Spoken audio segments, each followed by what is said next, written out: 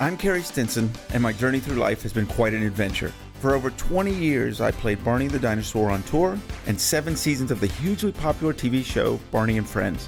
Now my journey is to bring together friends and guests from all over the entertainment world for inspiring and at times amusing behind-the-scenes conversation. I'm Carey Stinson, and this is Purple Roads. Welcome, Purple Roads fans, to a very special episode. I'm so excited to have David Newell. You probably know him as Mr. McFeely. Welcome, David. Speedy delivery, Carey. Here I am. And if your audience doesn't know exactly who McFeely is from Mr. Rogers' Neighborhood, let me show you what just came out. Oh my gosh, I love delivery. There I am. I love it. That's a Mr. McFeely official T-shirt. So that's what I look like in case when I'm on the program. Well, I know exactly what you look like. I watched Mr. Rogers all the time, and we were fortunate to meet each other. We worked together a couple times. Yes. Barney and Mr. McFeely. Yeah. And one of them was at the White House, right? At the Easter egg roll. Yes. I believe. And another was in Houston. In Houston, which was early on in my Barney career. When I met you out of your wardrobe. Uh-huh. And you went around, and then Mr. McFeely showed up, and you said "Speedy delivery," and I just couldn't stop smiling. It was so good. Well, I know what that was. The Houston public television station. This goes back, 20 years maybe. Yeah. Oh, absolutely. And they just opened a new studio. They built a new one, and they had an open house. And they had a dinner beforehand, the night before. And then the next day, we were at the studio for the public. But I think I met you at the dinner as me, Mr. McFeely. Yes. And then they had me get in my costume to go around. And so I met you before and after. Yes. And it was so exciting for me because I grew up watching Mr. Rogers and was just such an important part of my early life. I grew up in Washington, D.C. and I was born in D.C. and grew up in Maryland. Oh, okay. But my family is from my grandmother's from Weirton, West Virginia. Oh, so not far from Pittsburgh. That's Pennsylvania. Very close to Pittsburgh. It's about a 45-minute drive. In fact, Weirton gets the signal from Pittsburgh, the Pittsburgh Public Television station. And your viewers may not know that that's where we did for 35, 36 years, produced Mr. Rogers at WQED in Pittsburgh. That was our home station. And it also was Pittsburgh's public television station, but they had 3 studios, and I spent my whole career in WQED doing Mr. Rogers' Neighborhood. You know, I love that because Barney was filmed in Allen, Texas, and then Las Colinas, and then Carrollton. So we were done in outside of New York and outside of LA, and I think it's really cool that both of our shows were done in not typically towns where you see these big shows filmed. No, that's true. In fact, most people think that our program was done in New York or LA, but New York tended to be, a lot of children's shows came out of there, Captain Kangaroo and Sesame, and Sesame's still done in New York City. But we produced our program entirely in Pittsburgh, Pennsylvania. Of course, there were location shots, and we would go around the country for different events, but our home base was Pittsburgh. Wonderful city, wonderful city. It's actually a great tourist. Oh, if your viewers ever want to go on the Mr. Rogers Neighborhood Trail, there is such a thing in Pittsburgh. There's the studio where we filmed, and then there's a statue of Fred Rogers that was just put up about 8 years ago, maybe, and a tribute to children. It's about a 15-foot statue. And then there is the Heinz History Center that has the original set. Oh, wow. You can see the original set there. And WQED, the public television station, has the set that was used in the Tom Hanks movie. Oh, they have some of that set, not all of it, but some of it. And then there's a statue in Latrobe, Pennsylvania, which is about an hour's drive from Pittsburgh. And there's the Fred Rogers Center, where the trolley is and the puppets are and all the archive. So within a radius of about 50 miles of Pittsburgh, there's a trail you can see Wow, what people grew up with. that's so cool. So anyhow.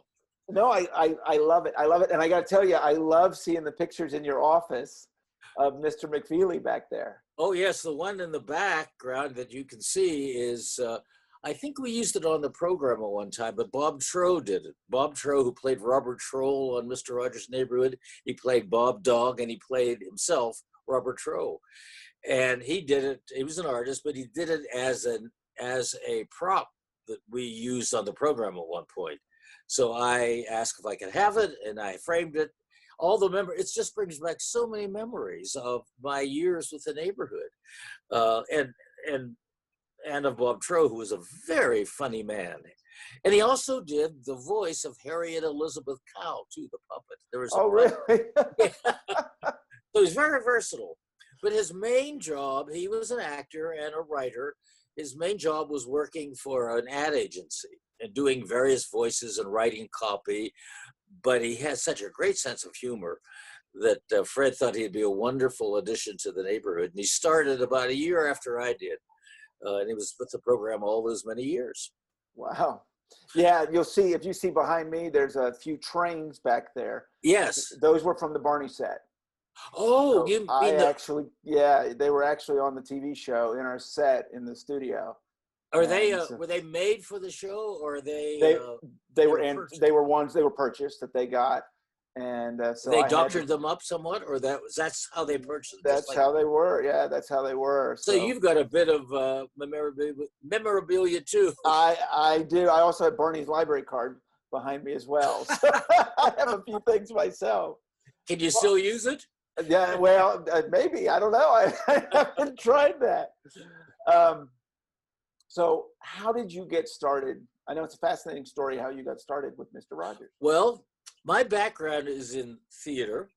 I went to, when I got out of high school, I worked for about a year because my father had passed away when I was in high school. And I was the only child, and my mother was by herself, and I was trying to figure out my next step. I didn't want to leave town immediately, so I enrolled in a school called the Pittsburgh Playhouse School of Theater. And it was a 2-year intensive course, one of the best things I've ever done, because not only did you learn performing, you learned behind the scenes. And I was very much interested in production work. So the summer of 1967, that's it, I went to Europe to visit my cousin who was working in London. He was in the Navy, as a matter of fact, and I met him and visited him for about a week. Then I met another friend who spent a year in Europe studying on a Fulbright scholarship. So we met up and toured around Europe for a while. In the midst of all that, I got a telegram from a mutual friend of Fred Rogers saying that Fred Rogers has secured funding from the Sears Roebuck Company to take Mr. Rogers from a local sort of regional program into a national program, and to all the PBS stations that existed that time. And my friend said, "Man, I've given your name to Fred Rogers." And Fred was looking for a production coordinator. That was my job. And I went in to meet him, spent an hour. He never asked a thing about my resume. He just talked. We just talked for an hour. And at the end of the hour, he said, "When can you start?" You know, that was the way he interviewed me.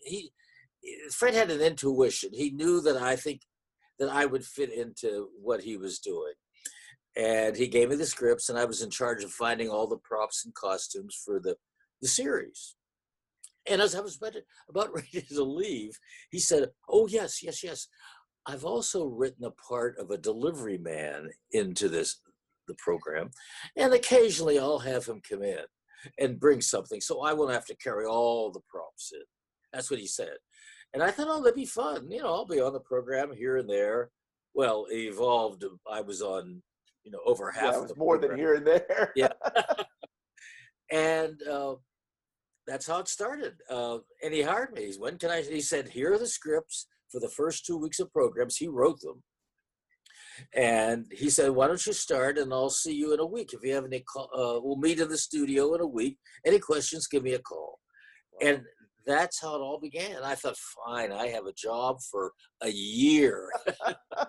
And here I am talking to you 50 years later, something like that. And it was, there's a saying, you probably heard of it. Well, let's see, I'm trying to bring it back. Oh, yes. It's a saying, I think, when you're looking to do your life's work, something like that. When you're looking to do your life's work, make sure it's work that you love, because you'll never work a day in your life. Yeah. Something like that. And I can attest to that. I've never worked a day in my life. It's been just wonderful. Now, television's tough, working a daily television show, but you felt that you were doing something that had worth to it, and it did. And that was something that I felt would drive me on the days that we were working overtime, or didn't have a prop that I couldn't find, very frustrating. That drove me on to be part of that wheel. I always saw, it's a little corny description, but I always picture sort of a wagon wheel, and the hub of the wheel would be Fred, and all of us are one of the spokes that supported that wheel. And I thought of that analogy as I was working those many years, but I loved working on the show. It was wonderful. Now, at the beginning, it wasn't Mr. McFeely, right? There was a different name?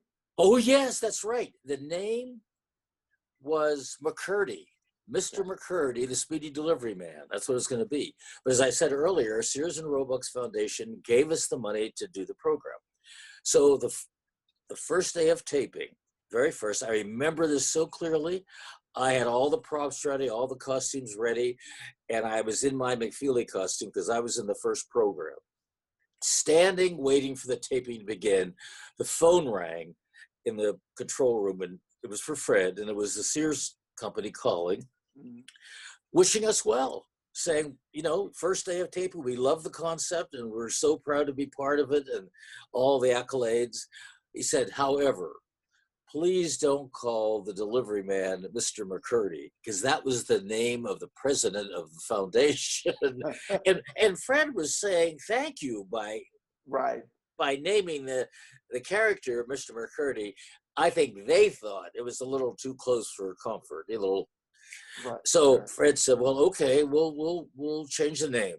So he came back in the studio, and I could tell he was thinking something was churning.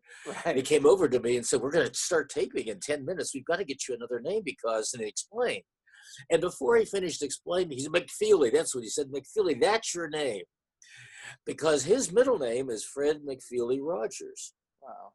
And the real Mr. McFeely was his grandfather, Brooks McFeely. That was his name. And so he then honored his grandfather, and ever since I've been Mr. McFeely and not Mr. McCurdy. However, Sears, for 24 years, we did about 35 years altogether of the program.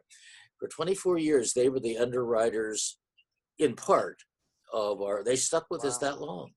And that's in a long time for an underwriter. They were very, very supportive. So we have Sears to thank for our being on the air, and PBS. PBS stuck with us too. So they are our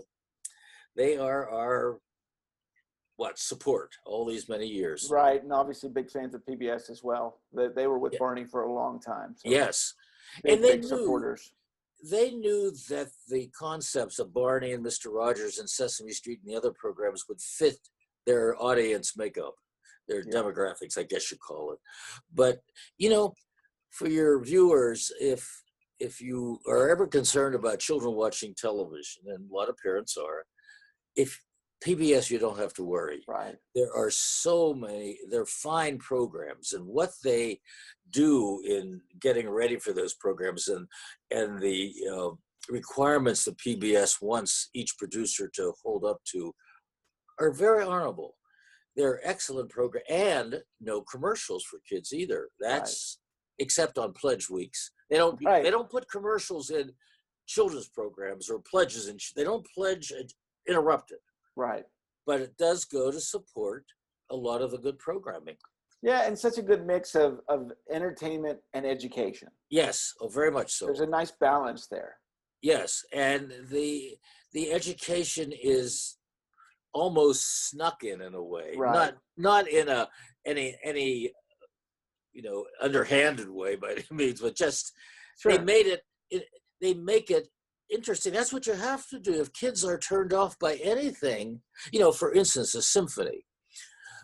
A lot of people, symphony is a bad word to a lot of people. They Right. think they're going to fall asleep at the symphony, and maybe Right. some people do. I don't know. You can't please everybody. But I think if a child goes to a concert, and it's not a long concert, it's about 45 minutes. They're introduced in a very short concert. I think they'll learn to appreciate it more. Sometimes if you make a child sit through 2 hours of that turns them off. Yes. And in a way, school does that too to some children. You've got to. Oh, there was one. She was a psychologist, I guess, that Fred talked with often. Uh-huh. And she said, and we were doing subjects on divorce and subjects on very topical things, but very Right. sort of heavy things. And she said, but don't forget the fun. Don't forget that. Have a good time. And now we're talking about young children. Right. We're talking about college students. We're talking about, but even college students, you've gone to lecture classes, and boy, you keep looking at your watch. Right. Absolutely. But in college, I had a class. I majored in theater and in English lit, and I had a class in Victorian literature. And Victorian literatures are thick. Sure. Right. And that was the best class I ever had because the teacher made it fun. He said, this is a challenging class. So you're going to have to read a Victorian novel a week. And that's a chore right off the bat. But he made it so much fun. And I wanted to read the next epic he was going to assign us. So I think there's teaching is more than imparting information. Absolutely. It's how you impart it too. And Fred did that. He was a communicator and a teacher. No question. And he knew how to communicate to children. And the pace of the program, some people will have asked over the years, well, why is it so slow? It's not an adult pace, Mr. Rogers. Right. But he's giving time. He'll ask a question, and then there'll be a pause. There'll be maybe 3, 4, 5 second pause, which Right. is a long time in television. Right. And he's giving that child a chance to reflect of what was said and to think upon it and then go on to the next. Some programs move so quickly for young children. He was amazing at the fact that I felt like when he was talking directly to me. Uh-huh. When I was a kid watching that show, it felt like he was directly speaking to me. Well, in a way, he was. He worked on a program in NBC before he started the neighborhood. This was in the early 50s. And the program was a national program on Saturday mornings hosted by Gabby Hayes. I don't know if you know who Gabby Hayes is. I don't. He was a cowboy that was in a lot of Roy Rogers movies. Okay. He was sort of the sidekick of Roy Rogers, Okay. a beard, Right. and very, Yeah. very much a character. But he hosted cowboy movies on NBC National on Saturday mornings live. His cut-ins were live, but of course the film was on Sure. film. So Fred was the floor manager for those cut-ins, the live portions of the show. And while they were waiting for his next cut-in, Fred would say, Mr. Hayes, what do you think when you're talking to all those millions and millions of children who are watching? And he said, Freddie, I just think of that one little buckaroo. He said buckaroo a lot. And, in a way, that's what Fred does. He speaks to that one child. He sees that one child. So in a way, he was seeing you, being the symbol for millions of children, or that one child being a symbol for everybody. And he took television and made it very personal. You know, up to that point, there were newsreaders who would look into the camera, but not very many other people who would talk directly to their audience, unless they were doing a commercial or something or an interview. But Fred used it in a much different way. It was a breakthrough. I think he was ahead of his time. Oh, I think so too. I think so too. So what else? Now, I know he created a lot of Mr. McFeely, but what did you add to the character? Oh, he wanted McFeely to be speedy. He wanted McFeely to be in a hurry all the time. Thus, speedy delivery. Yeah. Well, I added some of the. Oh, I know what I did. That was it. Jumping back to our first program, after I got my name, Mr. McFeely, my first delivery was an armadillo, because that fit into the script somehow. I can't remember. Yeah. But I showed the armadillo, and the part of the script was, well, now I have to take it back to the zoo, Mr. Rogers. I'll be going now, or something to that effect. And as I was leaving, instead of saying goodbye, I just threw in, well, speedy delivery. Speedy delivery, Mr. Rogers. And Fred turned around and said, well, speedy delivery, Mr. McFeely. And that's how it was born. It wasn't written down. So I would ad-lib sometimes.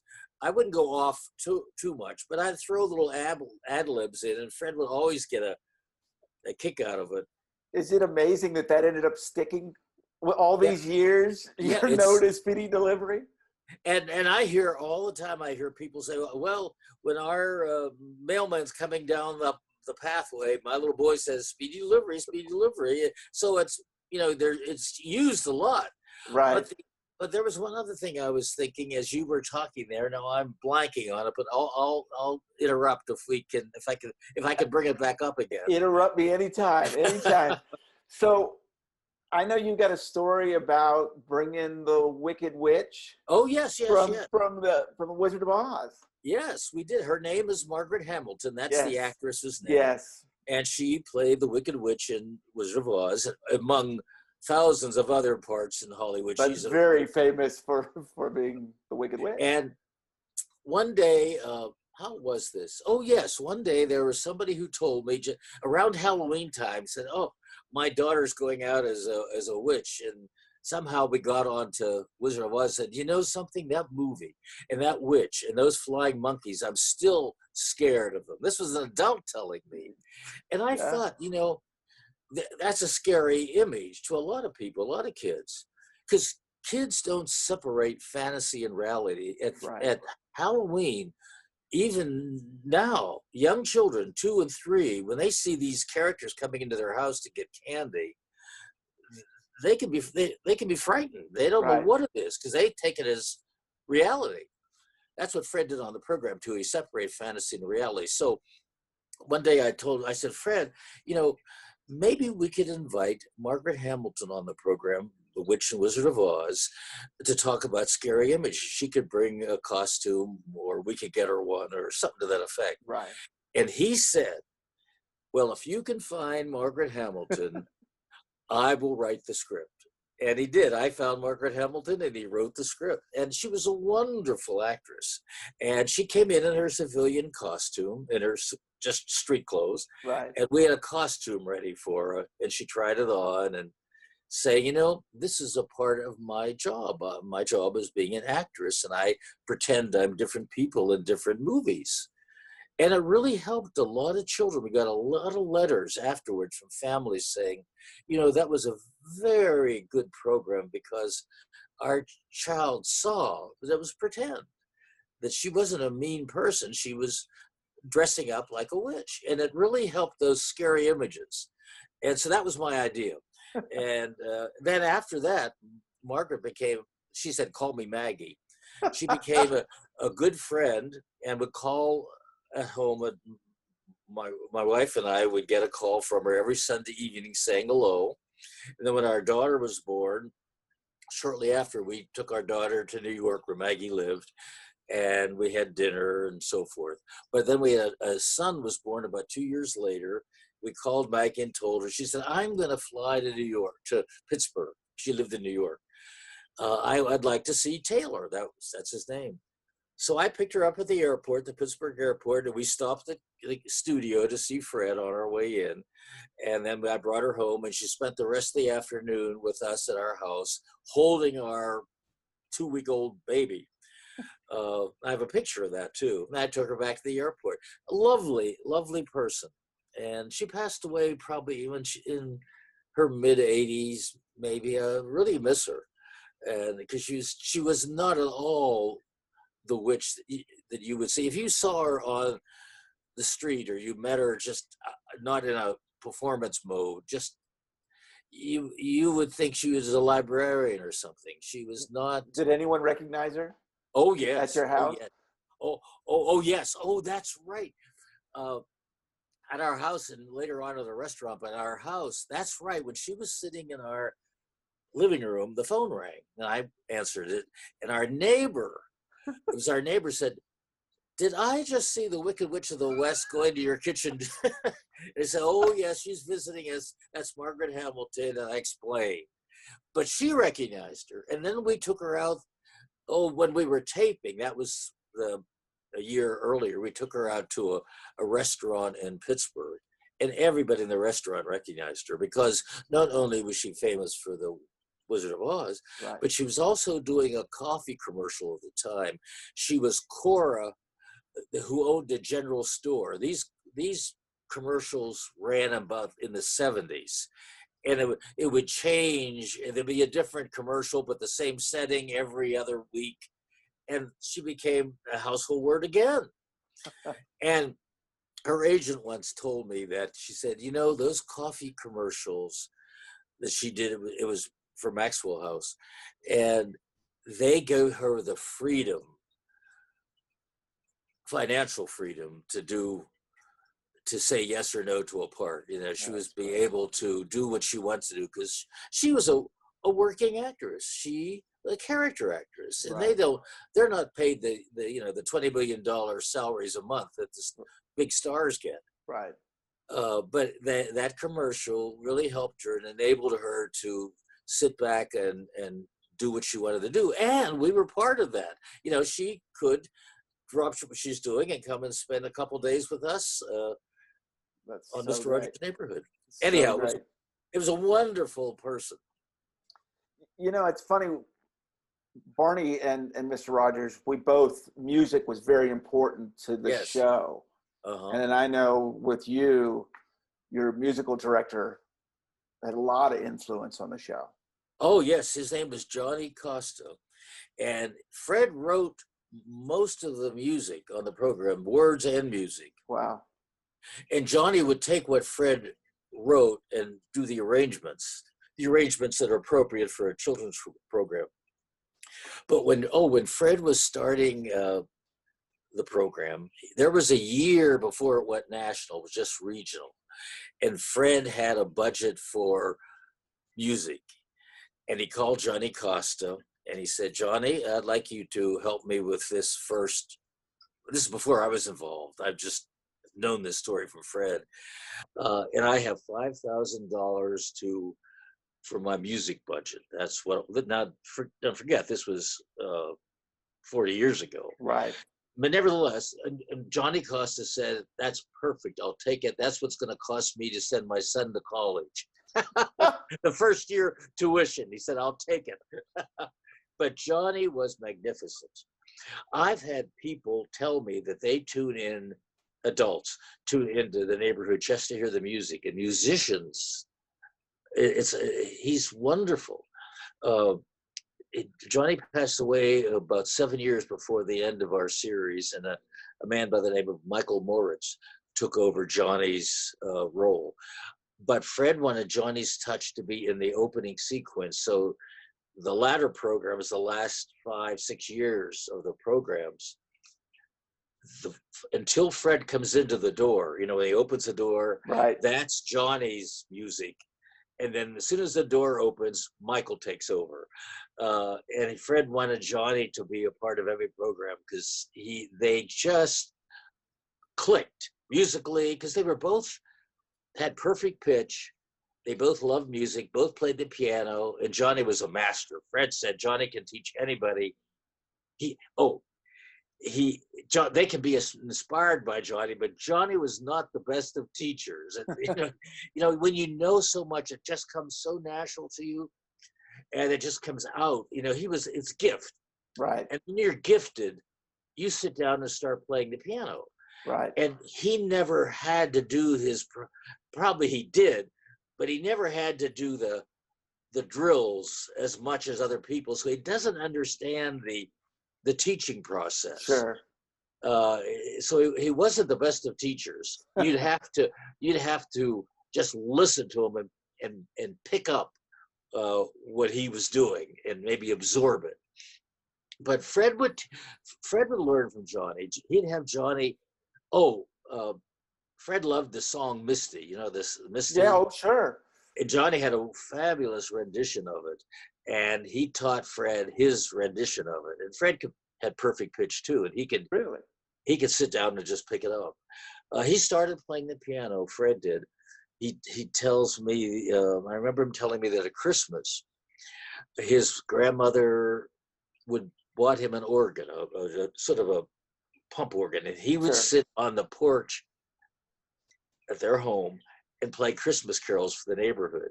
Oh, wow. And Fred would do that at 5 years old, and because he had them in his head, and he could reproduce them. Wow. So music, right? Going back to what you said, music is such an important part of the neighborhood, as it is in Barney, as it is in Sesame Street. Yeah. And I think if you did introduce children to all types of music, they'll catch it. Right. Oh, there's a story. That's how Fred taught. I think children caught what he had to offer on television. He would show something just like music, just not saying here's this and here's this and here's how you play this, but sit down and have somebody play the piano. We had Fred did that, and then we had Yo-Yo Ma bring it. Wow. And he played a very basic lullaby, and then some more sophisticated things. And there's a cellist whose name is Esperanza Spalding. Yes, I do. She plays the cello. No, yeah, it is a cello. She said in an interview, because she saw Yo-Yo Ma on Mr. Rogers' Neighborhood. Wow. That's what inspired her. She caught that. And I've heard so many stories like that Fred just gave what he thought was the best he could give to children through television. And it goes back to, if you can catch positive things like music and appreciation for others through television, just think what you can catch from awful television, from not so positive television. Absolutely. If it works positively, it has to work negatively. And that's why Fred called that space between the television screen and the performer holy ground. And producers have a responsibility, especially for children's programming, to do the best they can do in that holy ground. And Fred, you may not know this, Fred had a degree in music, a composition and piano, and a degree in theology. He was an ordained minister. He never had a church, but he was ordained. And then he had a degree in child development. And all those disciplines went into making Mr. Rogers' Neighborhood. So he knew what he was doing. Sometimes children's programs are thrown together and the sports announcer hosts a series of cartoons. Right. That was in the 50s a lot. But I think Mr. Rogers' Neighborhood and Sesame Street in the early days really influenced a lot of people and producers. And you're seeing it, because Mr. Rogers is still, we're doing movies and documentaries, and it's obviously shown how important that show is. And tonight in Pittsburgh, at least, and maybe some other cities, there's going to be a primetime Mr. Rogers Festival. They're going to show 2 or 3 programs for the family. At least in Pittsburgh, it's scheduled for 8 o'clock. And I'm glad, because it has all the elements that would help a family, especially in the midst of this confinement that people are going through. Right. but it would be great anytime. It's Right. still on. It's on. Some PBS stations show it on the weekends. Oh, okay. Still show it on the weekends, but this is in prime time. This what they're trying this evening. The day we're talking recording here, and then on Amazon.com has about 500 of them. You can see it almost anytime. So that has changed a lot. In fact, what we're doing now has changed people's viewing habits. Yes. Before, you had to wait till 5 o'clock or 4 o'clock or 8 o'clock for your program to come on. Now you can watch Mr. Rogers or anything on television whenever you want to. It's all streamed. And that's changing. It's not destination television anymore. You can get up at 3 o'clock in the morning and see Mr. Rogers' Neighborhood if you like. So it's a different approach. I tend to like both, but I like the anticipation of waiting for 5 o'clock until my favorite program comes on. I think a lot of kids were excited. That was something leading up to. And now, I can see it. I'll see it tomorrow. It's a different mentality in a way. But, we're going with the times. Well, that's it. Well, so we were very fortunate to have a friend of yours on a couple episodes ago. We had Francois Clemens on, who said to tell you hello. Well, hello, Francois. I've known Francois for a long time. He said, he complimented you a lot and said you really were his rock and really kind of showed him the way of being on that show. Well, good. I remember the first day we met. We did the program for about a year before Francois was on it. And the last week of programs of the first season, Francois was on. And I met him on a Saturday morning, and we went shopping for his costume. Because you were still doing the PA at that time? Oh, yes, I was doing production. I did production coordination for the first 10 years. Oh, okay. And I was in charge of props and costumes. So yes, I had to find the costumes and find some props and so forth. So we went around to different department stores and uniform stores. We couldn't duplicate any one uniform. We had to do a conglomerate, so it gave the image of an officer. You couldn't wear the real sheriff's badge or something like that, or New York City or Pittsburgh or whatever. But we had a great time, and Francois at the time was, I think, studying at Carnegie Mellon University. He was a voice major, I believe. He's working on his master's or maybe his doctorate. I'm not quite sure. I think it's his master's at the time. But he told you all of this, but he was in the Metropolitan Opera school. They had a school for good singers. He had to audition to get into it, and he was with that for a while. And he probably told you this too, but there's a definitive recording of Porgy and Bess on London Records by the Cleveland Symphony.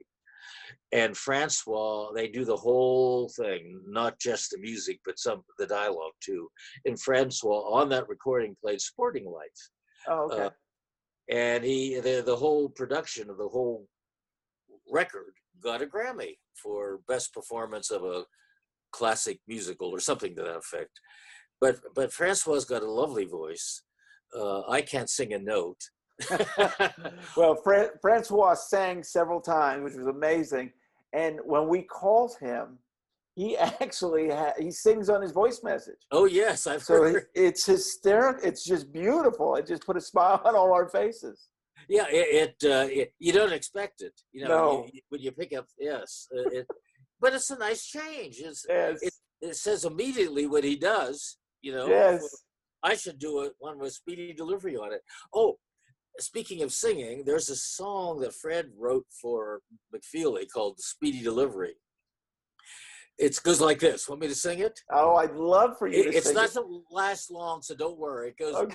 If there's anything you want, if there's anything you need, McFeely's Delivery brings it to you here with speed. Yes, our Speedy Delivery is a speedy delivery. Speedy delivery to you, Speedy Delivery.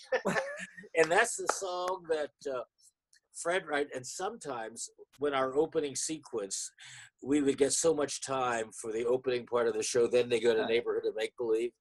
Well, or the closing sequence.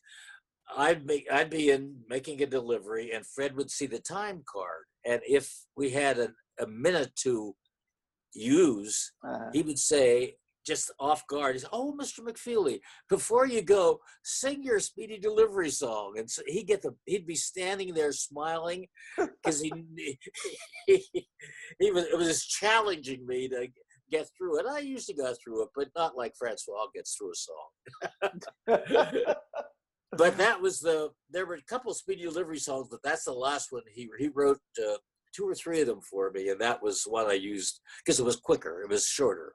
Oh, I love it. I love it. But kids come up to me now when I go to these meet and greets, and will say they'll just start singing Speedy Delivery. They know it, so they've been watching the program. If they can memorize, they've seen the Speedy Delivery enough to be able to memorize it. Anyhow, now. What did Fred think about the parodies that were done of Mr. Rogers? Like, the famous one, Eddie Murphy on Saturday Night Live. He thought the Eddie Murphy one actually was a tribute. He called it, let me see. Oh, he called it affectionate. That's what he called it. He thought it was affectionate. He didn't think it was nasty, because I don't think it was nasty. It was a little raunchy at times. Right. But it wasn't nasty. It wasn't mean-spirited. It was because I think Eddie Murphy early on, when he was younger, knew the neighborhood through growing up with it. Right. But one day, when I got into my PR end of it, I had Fred in New York doing some talk shows, and one of them was David Letterman when he was at NBC. Okay. And they rehearsed in the afternoon because Fred was singing his songs. They went through the music, and after the rehearsal was over, it was about 5 o'clock. No, it was early too, because they started taping at 5. Okay. It was about 2:30, and somebody called me over and said, "Hey, you know what you should do? Take Fred up to Studio 8H." It was the same building. Eddie Murphy's rehearsing Saturday Night Live and surprise him, because he was. Yeah. And Fred heard it. He said, "You can't get up there any other way but taking that elevator." So they showed me the elevator that went right up to Studio 8H. And we said, well, somebody said, "Oh, Eddie's on break now, but he's in his dressing room. Just go over and knock on the door." So he did. And he opened it up, and he didn't expect Fred to be there. And he backed up. They said, "The real Mr. Robinson or the real Mr. Rogers," one of the two, and gave Fred a big hug. And I have a picture of it, of the two of them together. And I wish I had it here to show you. I don't. I wish I had it here because it's the only picture that exists of the two of them together, the real Mr. Rogers. Wow.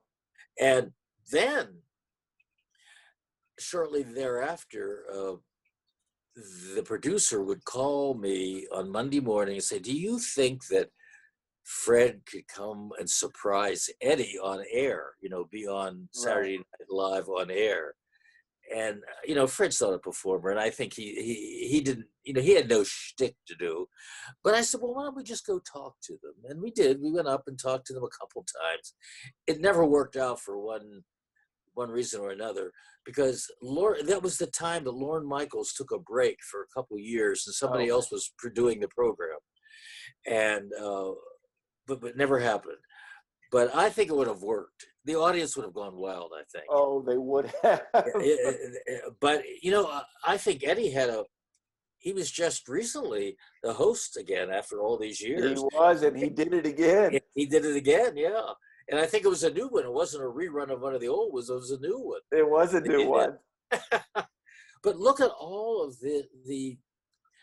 what one program can do and to help children. But it's had a resurgence with the documentaries and the Tom Hanks movie. Did you see the Tom Hanks movie? I did. I thought it was wonderful. It was, and I have a little cameo in it too, in a restaurant. Really? You have to see it again. You'll see it towards the end of the film. They're in a restaurant, and Fred's talking to the author who plays, Matthew Rhys is the actor who plays the author. And the line is to Matthew, think of the people who have helped you as you were growing up. That generally the line. And at that point, the camera point goes to the restaurant and goes by tables. And I'm sitting there, and Mrs. Rogers is there, and our producer Margie is there, and Hedda and Bill, who are long timers on the staff. We're all at this one table, and you can see us. And the producers wanted to get us in as a sort of a tribute to the lifers, the Mr. Rogers lifers, who spent over 30 years there. Or well, 30 years with the program. I've been there 52 years, all told, with the company.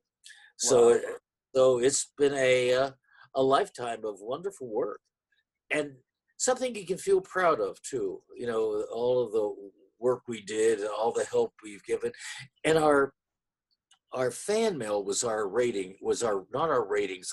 research. You know, fan mail would come in, and some of them would be, oh, send me your picture, thanks, or something like that. Right. But then you would get these letters of a couple pages of what it's meant and how it's changed that family's life or that person's life.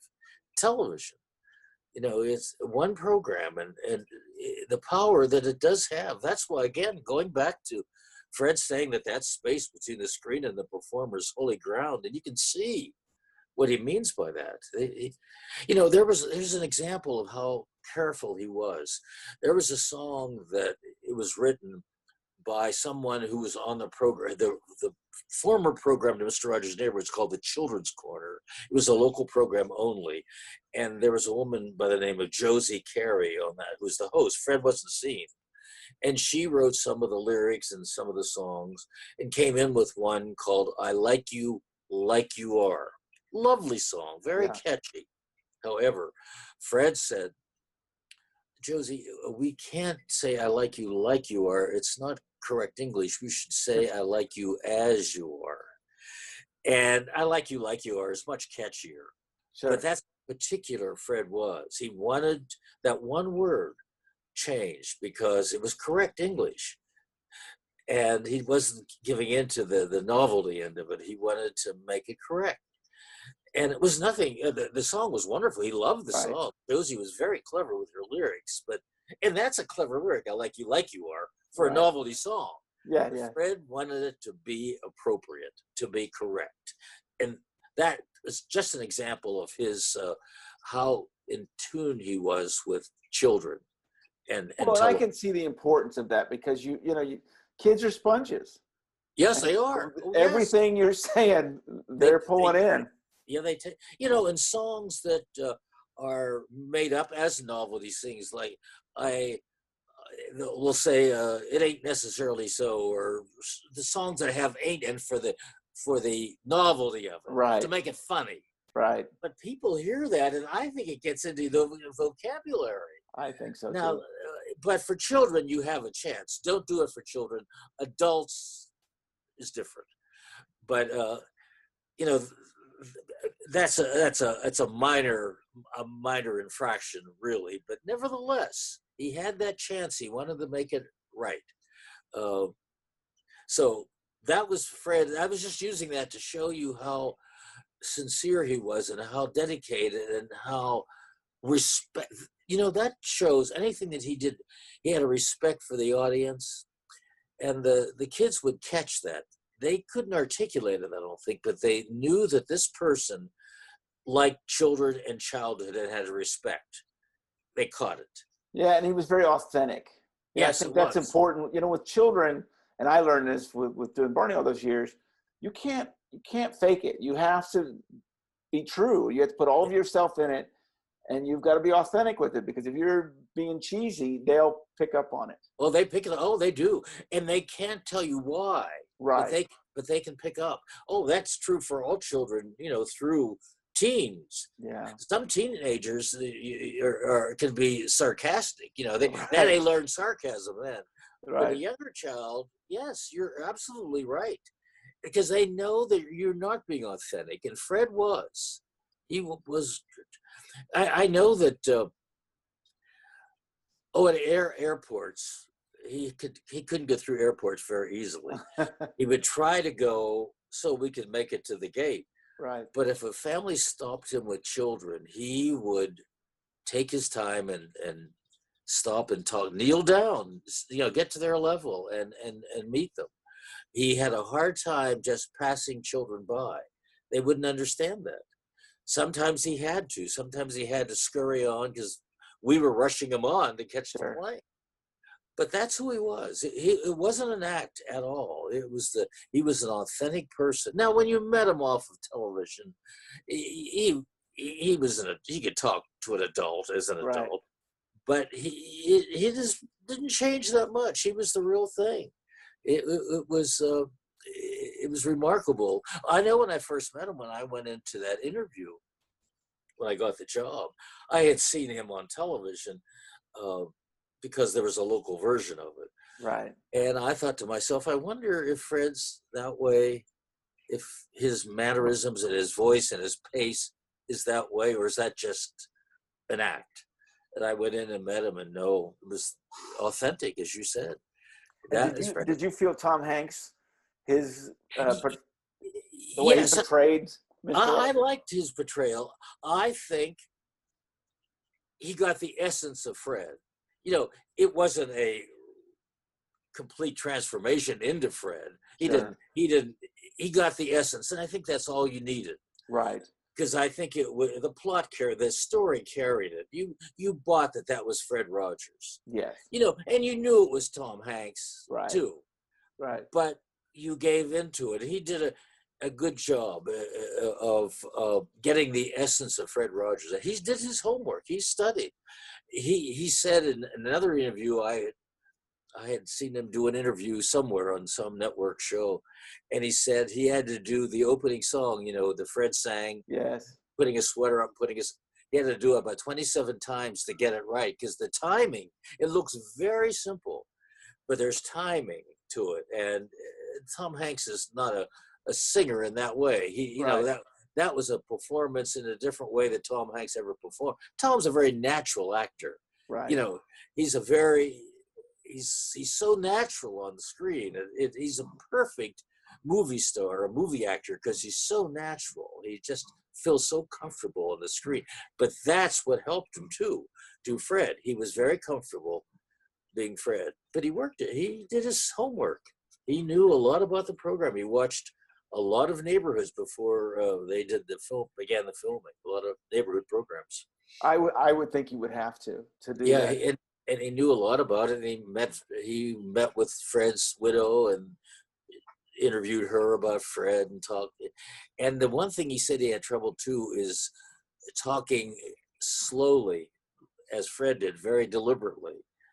And Fred did that. That's how he spoke anyhow, very deliberate. And if you would ask him a question, or somebody would ask him a question about in an interview, he might not respond right away. Sometimes he'd wait for 20 seconds thinking about it.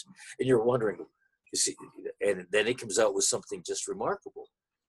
But he paced himself. He was quite a remarkable person, but he had a wonderful sense of humor too. That's what you don't see necessarily on television. But he comes out in King Friday and Lady Elaine, sort of the sense of humor. But he was great to be in an audience. If you were in an audience performing, a lot of the neighbors, when they weren't on the show, they had jobs performing in plays and so forth. And he'd be a good person to have in the audience, especially if it was a comedy. I think it'll surprise people, but you had a movie star that worked on the production. Oh, yes. Mr. Rogers. Yes. His real name, and see if you can guess, is Michael Douglas. That's his real name. It's not the Michael Douglas, but that's his real name, Michael Douglas. Well, I'll tell you, it's Michael Keaton. And he worked on the program for about 4 years on the floor. He actually worked for the public television station. He was their employee. When we would tape, they would provide the crew. Oh, okay. But he ran the trolley at times. He did, I have pictures of him setting up the set, and he had a great sense of humor. In fact, one day after our production was over, the floor crew had written a little sketch, and they wanted to perform it for Fred. And I had to go upstairs. I didn't see it. I had to go upstairs to make a phone call or something. And about 20 minutes later, Fred comes into the office laughing to himself. And I said, "What's so funny?" And he said, "Oh, the floor crew did this wonderful sketch." I can't remember the whole thing, but and it was so funny, especially Michael Keaton now. He said, "That boy is going to be a star." I remember Fred telling me that, and Michael proved him right. Yeah, he did. And he is a wonderful actor, Michael Keaton. He can do comedy, and he can do drama, and he always had a great sense of humor on the floor crew. And wasn't he involved with a documentary that you all did? Oh yes, PBS did a documentary for the 50th anniversary of Mr. Rogers, and Michael hosted that one, and it was shown nationally on PBS. And that's available too. You can get it on the DVD. Then there was the other documentary called "Won't You Be My Neighbor?" That was I saw that one. But try to see the other one with Michael hosting it. You can buy it online. It's very good too, and it deals more with the subjects that Fred dealt with. And they interview John Lithgow's interviewed, and Sarah Silverman. Sarah Silverman, the comedian. Yes. She's a big fan of Mr. Rogers' Neighborhood, and they interviewed me, and just it's two different documentaries. And then, of course, there's the Tom Hanks feature. So all of this within a couple of years, plus magazine articles for the 50th anniversary of the neighborhood, and now it's 52 years now that the neighborhood's been around. What were a couple of your favorite episodes that you did? Well, the Margaret Hamilton was one. Well, I can imagine. Yeah. The other was we had Lou Ferrigno on The Incredible Hulk. Now, you wouldn't think the two would mix, but there was a method. Our daughter, when she was about 3 years old, inadvertently saw The Incredible Hulk on TV one night. She was supposed to be upstairs, but she was in the living room watching The Incredible Hulk. And at one point she started to cry because it scared her.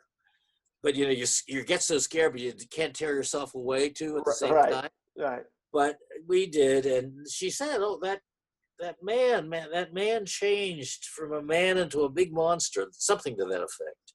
And it really upset her. And I thought, Fred, maybe we should do something on superheroes. And, Superman. I had read an article where a child put a towel around his neck and jumped off a roof or something and hurt himself. And then sometimes cases die. Right. And I thought that's pretty serious. So, because again, children that age don't separate the fantasy from the reality. Right. A 12-year-old knows Superman can't fly, but a 3-year-old might not. Right. So we did a week and we used The Incredible Hulk as an example. We went to Universal where they filmed it, and we went onto the set. We saw Lou Ferrigno getting into his green makeup, breaking it down, taking Lou and starting the process, showing children it's getting into a costume like Halloween. Right.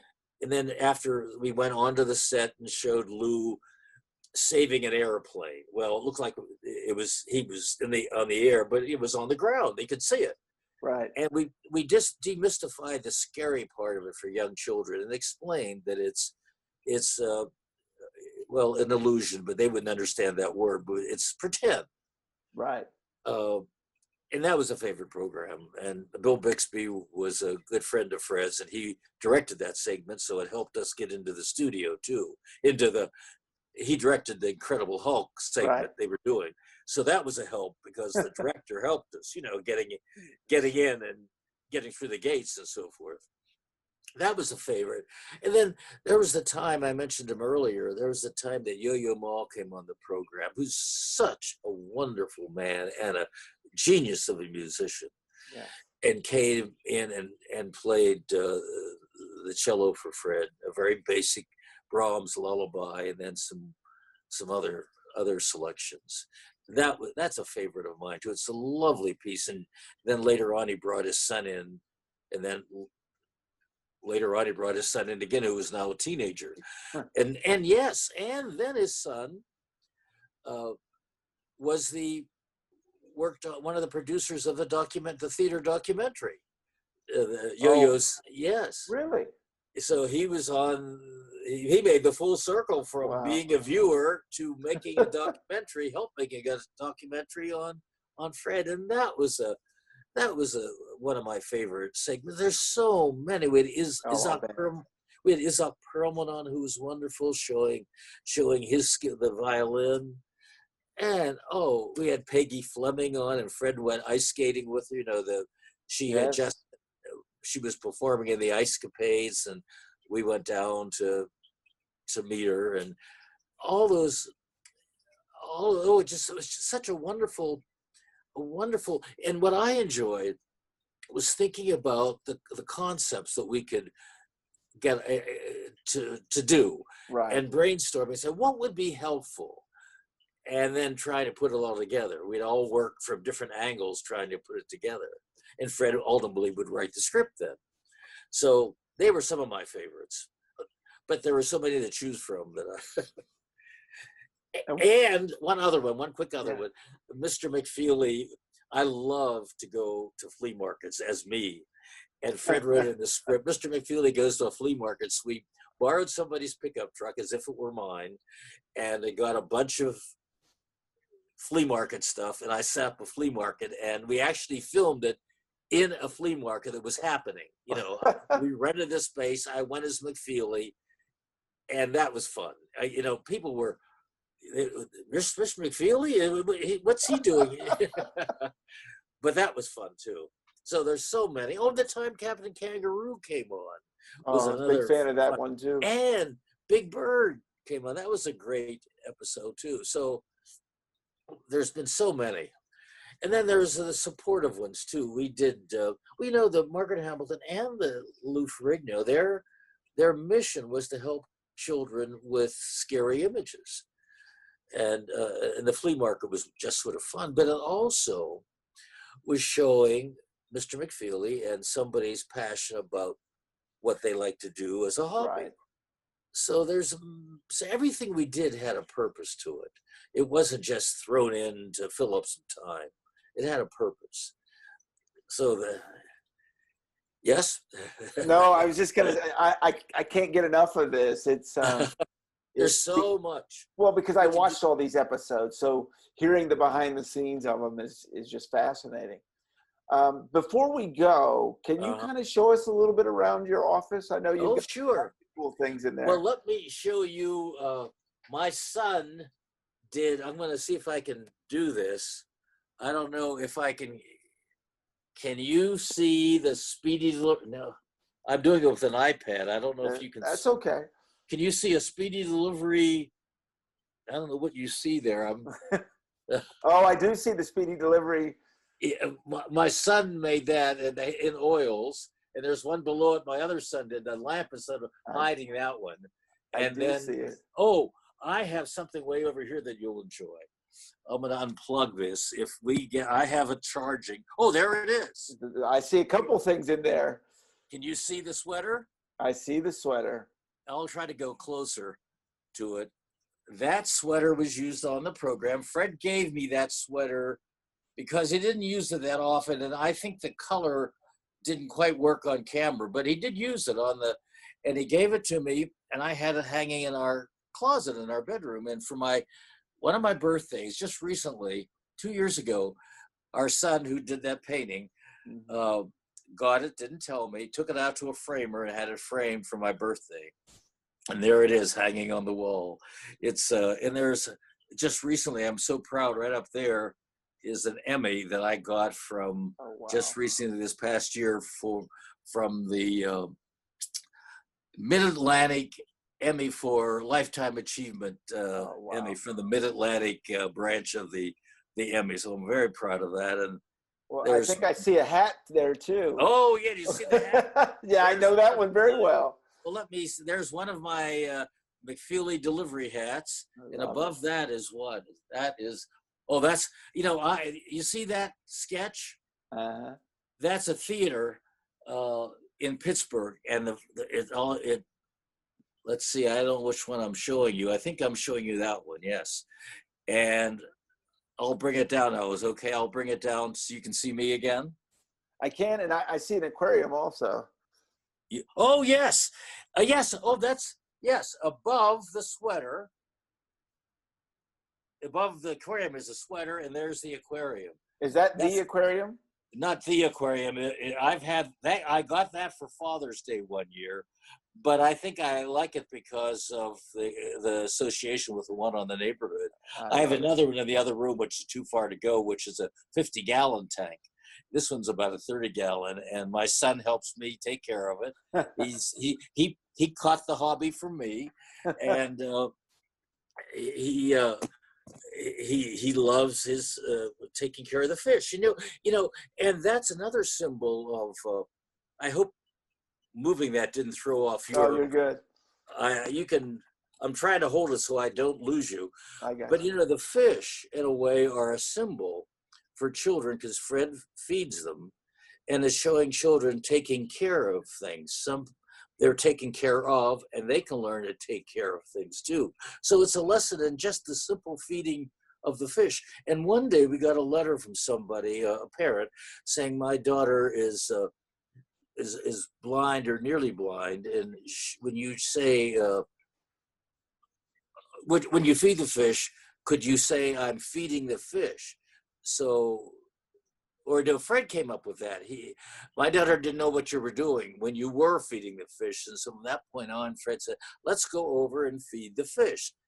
Just thinking of that one little girl, but that one little girl may be one of thousands who have seeing problems. And Fred took all of that in. He tried to be as inclusive as he could of everybody. And which is, I think, why those shows are so important. The inclusive, the unconditional love, including everyone. I think that's why that show was so important. And the respect for everyone too. Yes. The respect that he had for children, and that just goes into people. When he had Yo-Yo on the program, Yo-Yo Ma, you have to see the segment to really appreciate it, but Yo-Yo was in a chair and Fred was sitting beside him listening and watching. And Fred's intensity of watching what Yo-Yo was doing was a compliment enough. He was just giving Yo-Yo his entire attention. And Fred was a big fan of classical music, and Fred was taking it all in. And at the same time appreciating Yo-Yo's genius. He can do things with the cello. I went to hear Yo-Yo, I think maybe it was around the time he was on the program with the Pittsburgh Symphony. And it was enchanting to see one man sitting on a stage with a symphony playing the cello. It's just remarkable. And that came across on camera. And again, it's one of my favorite. I know it was one of Fred's favorite episodes. They became very good friends. But it was just a pleasure being with the neighborhood all these years. So I want to finish with a question. Yes. Being, what was your favorite takeaway from the show? What is the best thing that you got from working on that show for all those years? Oh boy, I think. Well, I can answer it by the way Fred answered it too. They asked Fred a similar question. What is the one thing in one word? What is the best thing one of the best things for children? And he said, listen. Just listening to what children are saying. And I think that's a takeaway. Or anybody, just listen to what they're saying. Give them your undivided attention. Put the newspaper down, turn the computer off, and just listen. And I think that was my takeaway. It sort of sums up the whole program because he was the master listener. He gave you his undivided attention just on a simple conversation or a question. I'd go into his office and say, I've got this, do you want this color or this color of paper, whatever it was, the question. And he'd stop what he was doing and give me his undivided attention. Think about it a little bit and then answer the question. He wouldn't say, "Oh, you get anything?" He wouldn't dismiss me. Right. He did that with everyone, not just me. Well, isn't that interesting that in these times that we're in, that's probably the most important thing, because everyone's got computers and all those phones and everything, and no one seems to be listening anymore. No, and I think people listen as they're doing their phone, right, or playing on the computer or something, talking out of the side of their mouth. Right. Oh yeah, I did it. And I can understand that to a point, because we are in a different era. Yeah. And I think children have to become familiar with electronic. It's going to be their future. Sure. Like it or not, they're growing into a different way of communicating. And I think, but at the same time, you can put it down and have human conversations too. Right. You just have to know how to balance it, I think. That's my takeaway. The listening, I think, in one word.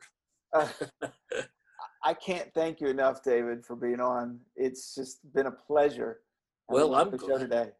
Thank you for calling me, and we can do part 2 sometime. I would love that, and in fact, we might have to bring Francois on.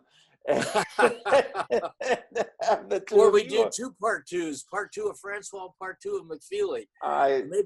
Well, whatever happens, you can figure it all out and give us a call, okay? Well, I absolutely will do that. Thank you so much.